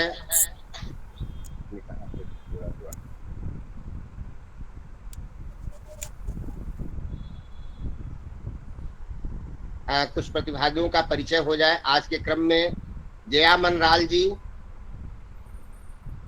जया मनराल जी जुड़ी हुई हैं। हाँ, हमारा विभाग के छात्र है। दे आरती सिंह जी। जया मंडराल कुछ बोलो। अच्छा, जी जया सर, मनराल का प्रणाम सर स्टूडेंट है। आपको। हाँ, अपना परिचय दे दो। नाम लोग बताना अपना परिचय दो बेटा। जी सर, जया मनराल सर, विशिष्टाद्वैत वेदांत से पीएचडी कर रही हूँ। भाजी बुझाओ। बहुत सुंदर। कहाँ से पीएचडी कर रही हैं, किसके अंडर में कर रही हैं सर आप? श्री लाल बहादुर शास्त्री। बहुत सुंदर। आरती सिंह जी। सबटा के नाम लोग अथी कर रहल छै। आरती सिंह जी जुड़ी हैं। अनूप त्रिपाठी जी।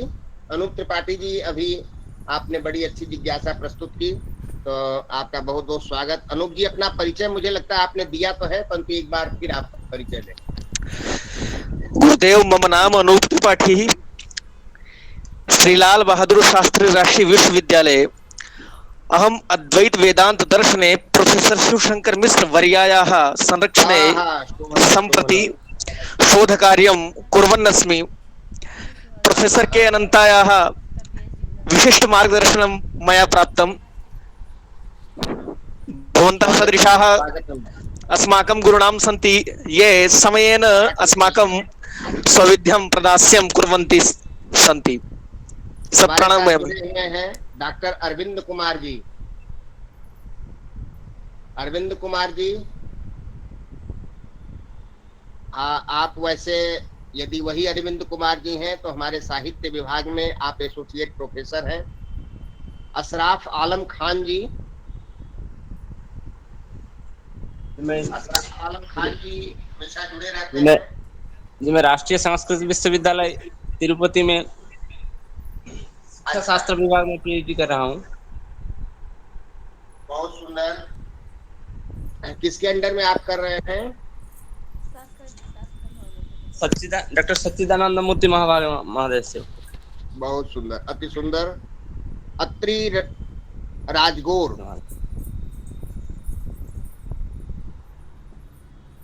अतुल राय। बलराम प्रधान जी का हो गया था। अतुल राय जी। सर नमस्ते सर। जी सर नमस्ते सर, मैं अतुल राय बोल रहा हूँ सर। मैं तिरुपति विश्वविद्यालय, राष्ट्रीय संस्कृत विश्वविद्यालय तिरुपति से पीएचडी कर रहा हूँ सर। अच्छा, तिरुपति से आप पीएचडी कर रहे हैं। बलराम प्रधान जी का तो परिचय हो गया था। बिंदिया त्रिवेदी जी, डॉक्टर राजीव कुमार मिश्रा जी भी हम लोगों से जुड़े हुए हैं, आपका भी परिचय हुआ था। Somvir, doctor Somvir Singhal. Doctor Alok Kumar ji, doctor Mamta Gupta ji, doctor Praveen Balaji, doctor Rajmangal Yadav, doctor Sandeep Kumar Chaurasia. हाँ सर, नमस्ते। नमस्ते सर, राजमंगल यादव बोल रहा हूँ सर। हाँ जी सर, परिचय दें अपना सर। हाँ, मैं सर राजमंगल यादव नाम है मेरा सर। मैं रामजस कॉलेज संस्कृत विभाग में पढ़ाता हूँ, संस्कृत, दिल्ली विश्वविद्यालय में। बहुत बहुत स्वागत। दिल्ली विश्वविद्यालय के आप जो है आचार्य हैं डॉक्टर राजमंगल यादव जी। डॉक्टर संदीप कुमार जो चौरसिया जी जुड़े हुए हैं, यदि वही है तो लखनऊ विश्वविद्यालय में आप हैं। मैं चौरसिया जी से भी निवेदन करता हूँ अपना परिचय देने के लिए। डॉक्टर तन्मय मंडल। नमस्ते सर, तन्मय मंडल बोल रहा हूँ। मैंने राष्ट्रीय संस्कृत विश्वविद्यालय तिरुपति से शिक्षा शास्त्र में पीएचडी किया हूँ। अच्छा, अभी योगा डिप्लोमा भी मैंने किया हूँ 1 साल के लिए। अभी मैं पुणे में डीएसटी में अभी प्रोजेक्ट वर्क में काम कर रहा हूँ। बहुत बहुत स्वागत है आपका। धन्यवाद। डॉक्टर अरुण शर्मा। डॉक्टर शारदा गौतम जी, आप दिल्ली विश्वविद्यालय में हैं। मैं आपका परिचय आपके ही मुखारबिंद से सुनना चाहता हूँ। जी गुरु जी। जी गुरु जी, मैं डॉक्टर शारदा गौतम, मूलतः गाजीपुर उत्तर प्रदेश की रहने वाली हूँ। इलाहाबाद से मैंने अपना स्नातक किया है और एमए एमफिल पीएचडी मेरा जवाहरलाल नेहरू विश्वविद्यालय दिल्ली से है। और इस समय मैं दौलत राम महाविद्यालय दिल्ली विश्वविद्यालय में सहायक प्राध्यापिका के रूप में संस्कृत का अध्यापन कार्य करती हूँ गुरुजी। बहुत बहुत स्वागत है आपका। आप हमारी कार्यशाला में, हम लोगों की जो कार्यशाला है, हमेशा आप जो है जुड़ती हैं और ज्ञानोपदेश प्राप्त करती हैं। बहुत बहुत आपका स्वागत है डॉक्टर। आभार गुरु। अब डॉक्टर विभा गोस्वामी जी, आपका परिचय हुआ था, वृंदावन में आप हैं। आप रंगलक्ष्मी में हैं डॉक्टर गोस्वामी जी? हाँ, यस सर। अच्छा, किस मैं रंगलक्ष्मी में असिस्टेंट प्रोफेसर हूँ, साहित्य से सर। साहित्य में, जी जी जी, बहुत बहुत स्वागत है। हाँ गुरुजी। एक राज पौडेल जी, कमलेश रानी जी, नमस्ते सर। नमस्ते जी। मैं कमलेश रानी, कमलेश कॉलेज में आती हूँ जी। आप कहाँ पर हैं डॉक्टर साहब? आवाज आपकी स्पष्ट नहीं हो रही है। किस प्रांत में आप हैं? दिल्ली से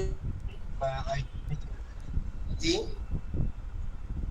दिल्ली सर, दिल्ली विश्वविद्यालय कमला नेहरू कॉलेज में पढ़ाती हूँ और दिल्ली से ही हूँ सर।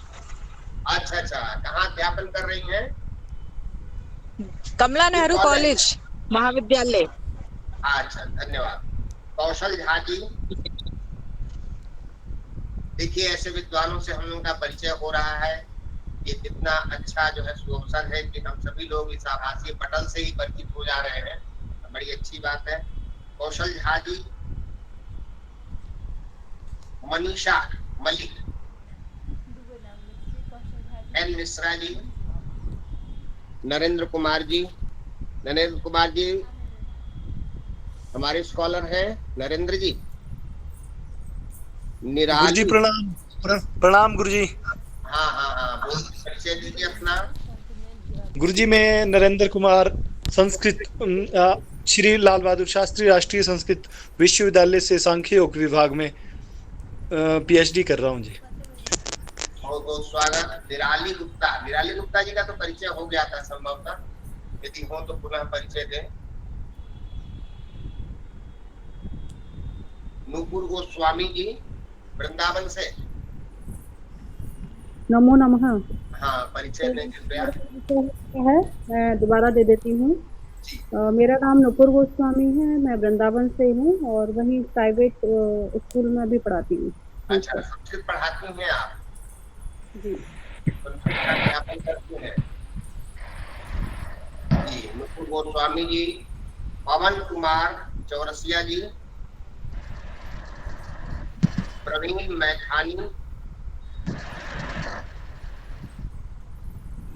मैथानी, राम प्रियंका चौहान, राम अवध कुशवाहा, रामकरण जी। अच्छा, अभी आप जो प्रश्न कर रहे हैं दिल्ली विश्वविद्यालय के गवेषक हैं। रामकरण जी, अपना परिचय दें सभी के सम्मुख, कम से कम सभी लोग आपको जान सकें। बहुत अच्छे जिज्ञासु हैं, अच्छी बात है। जी, रामकरण जी, परिचय। सर्वेभ्यो मम नमस्कार। अहं रामकरण, सम्प्रति दिल्ली विश्वविद्यालये संस्कृत विभागे तत्र शोधकार्यं कुर्वन् अस्मि, विद्यावारिधिमिति। सर, रामवत कुशवाहा दर्शन विषयम् अधिकृत्य एव। रामवत प्रणमामि। क्या? जी जी गुरु जी। जी, आप ये अपना परिचय दें। हाँ, महात्मा गांधी काशी विद्यापीठ वाराणसी से शोध छात्र। अच्छा, वाराणसी में आप हैं? जी जी जी। वहीं अध्यापन में है या? नहीं गुरु जी, शोध छात्र हैं। शोध छात्र हैं, ठीक है। रामवत कुशवाहा जी, रामकरण जी हो गए। रवि प्रकाश जी, रेखा नोटियाल जी,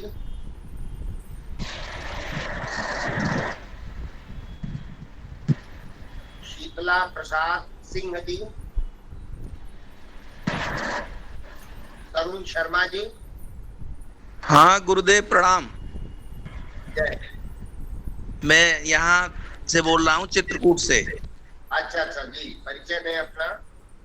मैं डॉक्टर तरुण कुमार शर्मा और असिस्टेंट प्रोफेसर संस्कृत विभाग Atarra post graduate college Atarra Banda में पढ़ता है, उत्तर प्रदेश में। अतर्रा जो महाविद्यालय है, संस्कृत महाविद्यालय, उसमें आप हैं? जी जी जी।